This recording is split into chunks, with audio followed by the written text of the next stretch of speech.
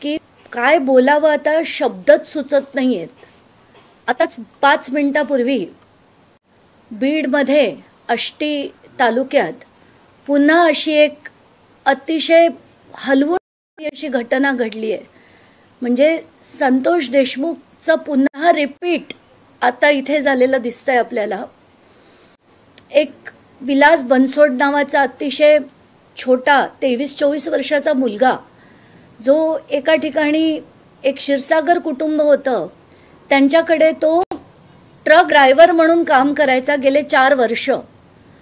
आणि ह्या मुलाला 2 दिवस झाले तो गायब होता आणि त्याला मारून त्याचा मृतदेह तिकडे एका रुग्णालयात टाकून ती माणसं गायब झाली आणि घरच्यांना कळवण्यात आलं की त्याला तिथून घेऊन जा म्हणून।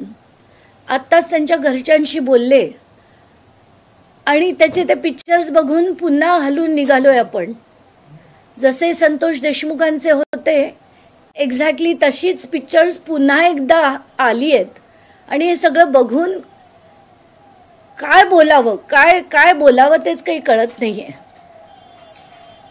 आता हे प्रकरण हे आज काल त्या शिक्षकाचं प्रकरण की बँकेच्या बाहेर त्यांनी स्वतःला गळफास लावून घेतला आणि त्याचं मी पूर्ण बघत होते की 18 वर्ष त्याला पगार नव्हता आणि पगार मागितला म्हणून तू फाशी घे म्हणजे तू पण मोकळा होशील आणि तुझ्या जागी दुसरा ठेवायला आम्ही पण मोकळे होऊ म्हणणारी जी माणसं आहेत, ते ही सगळी माणसं कशी म्हणायची आपण? ही जनावर आहेत। हे जे शिक्षकाच्या घडलं आता या बनसोडेच्या बाबतीत घडलंय, ही माणसं असूच कशी शकतात? 3 महिन्यापूर्वी अख्खा महाराष्ट्र हलून निघाला असं संतोष देशमुख प्रकरण झाल्यानंतर सुद्धा पुन्हा एका असंच युवकाला मारलं जातंय। इतक्या विचित्र क्रूर पद्धतीने तर मला खरंच काही कळत नाहीये काय चाललंय, कुठच्या दिशेने आपण नेतोय आणि सगळेजण काय करतायत, सरकार काय करतंय, त्याच्यावर काही पावलं का नाही उचलत आहे? मला तर दोन्ही म्हणजे पहिलं तर मी आज शिक्षकाबद्दल बोलणार होते। त्याची ती 3 वर्षाची छोटीशी मुलगी आहे, तिचं आयुष्य पुढे काय होणार, कसं चालणार? वडील जे त्याच्या प्रेताला कवटाळून रडत होते त्यांचं काय होणार? हे सगळं ऐकून ना असं डोकं असं सुन्न होतं, विचार करण्याची क्षमता बंद होते आपली। मला ना खरंच कळत नाहीये की आपण हे काय करतोय आणि हे सगळं बंद करण्यासाठी आपण काय करायला हवं मला नाही कळत आहे। आज त्या शिक्षकाच्या घरी पण इतकी त्याचे मी सगळे आझाद मैदानचे आंदोलनाचे फोटो बघितले, त्याची ते व्हिडिओज बघितले। 6 फेब्रुवारीपासून 26 फेब्रुवारीपर्यंत आझाद मैदानला त्यांनी आंदोलन केलं। काय साध्य झालं? तो आझाद मैदान म्हणजे सगळ्यात मोठा डिप्रेसिंग पॉइंट आहे मुंबईचा। कुठून कुठून महाराष्ट्रभरातनं लोक येतात, तिथे आंदोलनं करतात।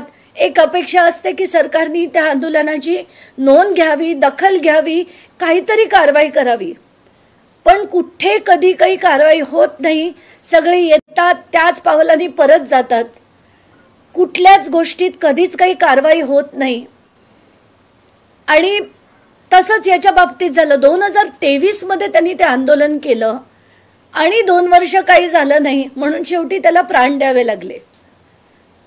आता बास करा, तुमच्या त्या ड्रामामध्ये कोणाला इंटरेस्ट नाहीये।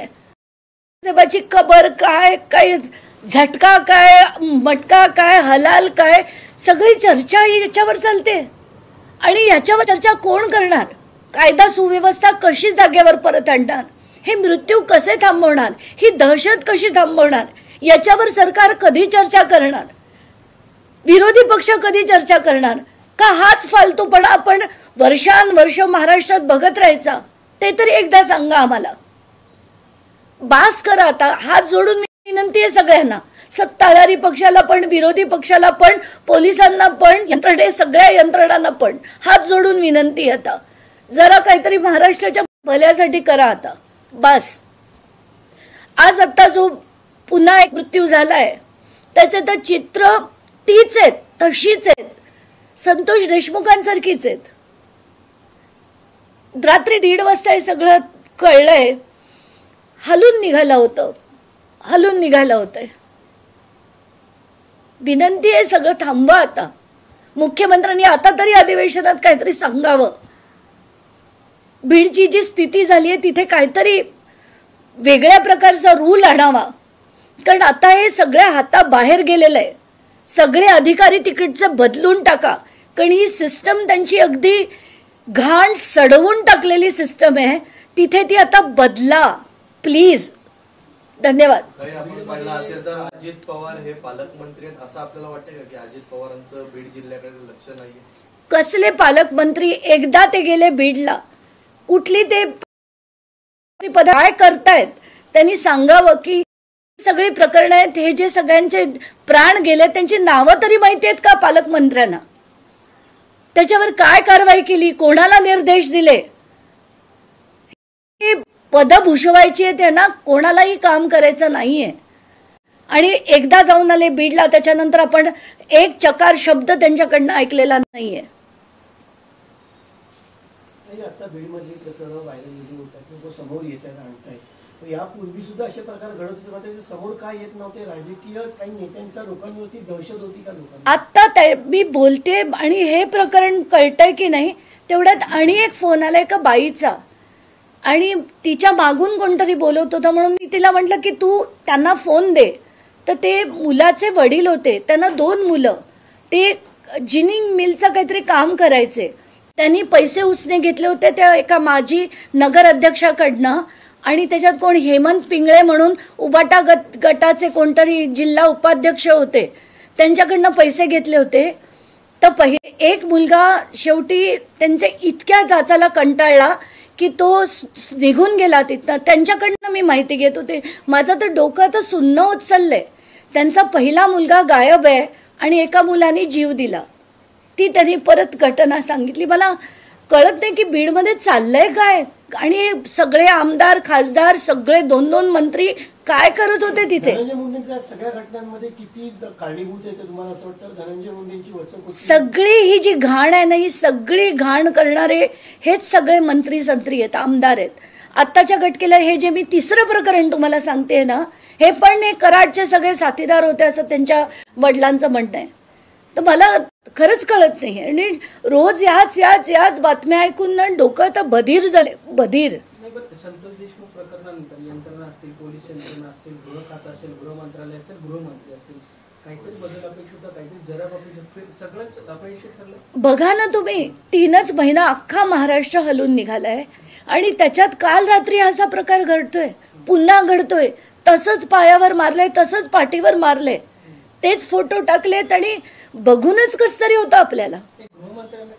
काय गृहमंत्र्यांना मी मागेच सांगितलं होतं की तुम्ही बीडच्या संदर्भात काहीतरी आता या आमदार खासदारांवर काहीतरी वचा काढण्यासाठी विधान करा.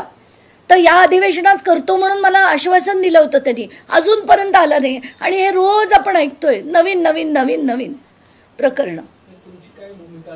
माझी काय भूमिका आहे हे सगळं मांडून स्वतःचं डोकं बधीर करून घेणं हीच भूमिका आहे माझी.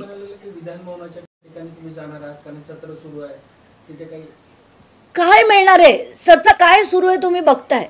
त्या अबू आझमीला काढा, झटका काय, हलाल काय, औरंगजेबाची कबर काय, काय चाललंय हे त्यांचे विषय बघा, आर्ग्युमेंटचे विषय बघा सगळ्यांचे. कोण आपल्या लोकांसाठी लढताना आपल्याला तिथे दिसतंय, कोण आपल्या लोकांसाठी झटताना आपल्याला तिथे दिसतंय अधिवेशनात? कोणीच नाही. चला धन्यवाद. प्लीज काहीतरी करा अशी सगळ्यांना विनंती. घटना घडत आहे आता. शरद पवार यांना बीडमधल्या घटनांविषयी त्यांना चिंता वाटते, घटना वाढते त्याच्याविषयी. आता त्यांना देखील मी काय म्हणू मला कळत नाहीये. त्यांच्या वयाचा आदर, त्यांच्या सगळ्याचा आदर, पण हे काय आहे? म्हणजे ही जी माणसं आहेत तर वडील म्हणून त्यांच्याकडनं अपेक्षित होतं ना की त्यांनी त्यांच्या लोकांना त्यांचा कान पकडणं, चुकल्यावर कान पकडणं. तर ते काय म्हणाले होते मागच्या वेळेस की धनंजय मुंडेला आम्ही अनेक वेळा पाठीशी घातलं. काय काय त्यांच्या गोष्टी पाठीशी घातल्या, का घातल्यात पाठीशी तुम्ही? तिथल्या तिथे त्यांना जर धडा शिकवला असतात शरद पवारांनी तर आज हे सगळं घडताना दिसलं नसतं. बीडमधले जेवढे आमदार आहे, एक पंकजा मुंडे सोडून सगळे त्यांच्या पक्षातले होते. काय केलं त्यांनी त्यांना? काय शिकवलं त्यांनी त्यांना? आत्ता पण आज जे मला तिसरं प्रकरण कळलंय, उबाटा गटाच्या लोकांनी काय कारवाई करतील ते. जसं शिंदे गटाच्या माणसांवर मी आत्ता सांगून ते त्यांचा बोर्ड उतरवला आणि त्यांचं घर त्यांना परत मिळवून दिलं, तसं या सगळ्यांनी प्रत्येकाने त्यांच्यावर कारवाई केली तरच हे सगळं बंद होईल. या सगळ्या पक्षांना गरज आहे, खरं तर सगळ्या पक्षांना गरज आहे की त्यांच्यावर कारवाई करावी. प्रत्येक असा माणूस जो चुकीचं वागेल त्याच्यावर कारवाई करणं हे प्रत्येक पक्षाकडनं अपेक्षित आहे. आणि जर हे होत नसेल, हे सगळं थांबत नसेल तर या पक्षांवर बहिष्कार टाका अशी सुद्धा मागणी करणं गरजेचं आहे. धनंजय मुंडेंच्या प्रकरणात मागे तुम्ही अजितदादांची भेट घेतली होती, आता पालकमंत्री आहेत आणि घटना वाढतात आहे. आता तुम्ही अजित पवारांशी काही भेट घेणार? त्यांचे मला कोणाचीच भेट घेण्याला मला काही अर्थ वाटत नाहीये. सगळ्यांची भेट घेऊन सुद्धा 3 महिने कोणीच काही कारवाई केली नाहीये. आता मी कोणाचीही भेट घेणार नाहीये. मला फक्त वाटतं थांबलं पाहिजे, गृहमंत्रींनी हे थांबवलं पाहिजे. आणि पहिलं तर पूर्ण पोलीस जो विभाग आत्ताच्या घटकेला बीडचा आहे ना, त्यांना बीडच्या जिल्ह्याबाहेर टाकून सगळ्या नव्या लोकांना आणण्याची गरज आहे. आणि तसे निर्देश गृहमंत्र्यांनी द्यावे अशी त्यांना नम्र विनंती आहे माझी. बीडमध्ये जाती व्यवस्था मोठ्या प्रमाणावर आहे, त्यामुळे आता एसपी जे आहेत नवनीत कावत यांनी प्रत्येक पोलीस स्टेशन किंवा त्यांचे जे अधिकारी आहेत त्यांना सूचना केल्या होत्या की आडनाव त्या ठिकाणी लावू नये, ज्याच्यामुळे जात उघडकीस येते. याची सुरुवात जी आहे ती नवनीत कावत यांनी स्वतः केली. त्यांची नेमप्लेट आता फक्त नवनीत IAS ऑफिसर म्हणून असं त्या ठिकाणी पाहायला मिळालं. नाही, त्यांचे प्रयत्न नक्कीच आहेत, पण तिथे सगळ्यांनाच माहिती आहेत की कोण कोण त्यांची आडनावं काय आहेत. तर पार्टीवर लिहिल्याने काही फरक पडत नाही. बहुतेक सगळ्यांना सगळ्यांची जात माहिती आहे आणि आपण जातीपातीत नको पडूया. आता आपण बघतोय ही जी प्रकरणं होती ती सगळ्या जातीतल्या लोकांची आहे. सगळ्या जातीतल्या लोकांनी सगळ्या जातीतल्या लोकांना मारले. त्यामुळे जी बदलायची ती तिथली प्रवृत्ती, जात नाही.